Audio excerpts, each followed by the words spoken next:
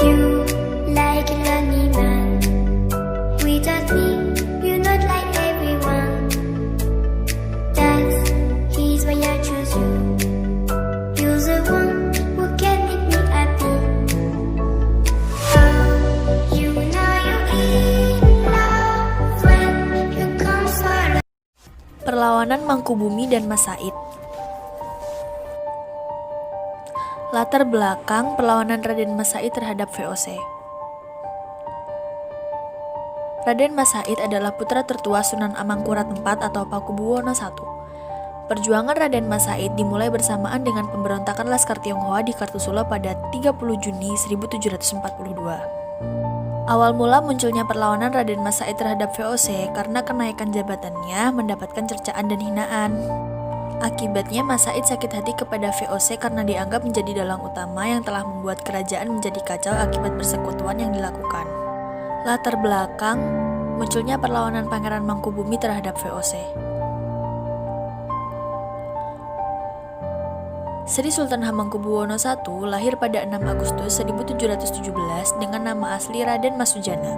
Setelah dewasa, ia mendapat gelar Pangeran Mangkubumi. Sebab terjadinya perlawanan Mangkubumi terhadap VOC. 1. Raja Mataram, Pakubuwono III menyerahkan pantai utara Pulau Jawa kepada VOC. Akibatnya Mataram terputus dengan laut sehingga tidak mempunyai pelabuhan untuk kegiatan perdagangannya. 2. Mangkubumi merasa tersinggung atas tindakan Gubernur Jenderal Var Imhoff yang turut campur dalam permasalahan antara Pangeran Mangkubumi dengan Pakubuwono III. Proses terjadinya perlawanan. Pada tahun 1749, Mas Said dan Mangkubumi melakukan kerjasama. Namun di tengah panasnya suasana perang, Pakubuwana XI, kakak dari Pangeran Mangkubumi, jatuh sakit di akhir tahun. Hingga dalam keadaan sakit, Pakubuwana dipaksa untuk menandatangani perjanjian dengan VOC. Hal ini sangat berakibat pedih pada para punggawa dan rakyat Mataram. Perjanjian itu berisi pasal-pasal 1. Susuhunan Pakubuwono II menyerahkan kerajaan Mataram baik secara de facto maupun de jure kepada VOC. 2. Hanya keturunan Pakubuwono II yang berhak naik tahta dan akan dinobatkan oleh VOC dengan menjadi Raja Mataram dengan tanah Mataram sebagai pinjaman dari VOC. 3. Putra mahkota akan segera dinobatkan. 9 hari setelah penandatanganan perjanjian itu, Pakubuwono II wafat. Hal ini tentu membuat Pangeran Mangkubumi dan Raden Mas Said kecewa hingga mereka semakin meningkatkan perlawanan terhadap VOC. Pertempuran ini terjadi di Sungai Bogowonto, pasukan VOC banyak yang binasa dan pimpinan VOC de Klerk juga tewas. VOC akhirnya berhasil membujuk Pangeran Mangkubumi untuk menandatangani perjanjian Giyanti pada tahun 1755. Si perjanjian Giyanti adalah kerajaan Mataram dibagi dua, yaitu 1. Mataram Barat diserahkan kepada Pangeran Mangkubumi dengan gelar Hamengkubuwono I. Kerajaannya dinamakan Kasultanan Yogyakarta.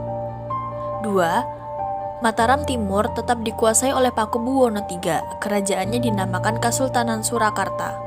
Untuk menghentikan perlawanan Mas Said, VOC pada tahun 1575 membujuknya untuk menandatangani perjanjian Salatiga yang isinya kerajaan Surakarta dibagi dua, yaitu A. Bagian barat diperintah oleh Sultan Pakubuwono III dan disebut Kasunanan.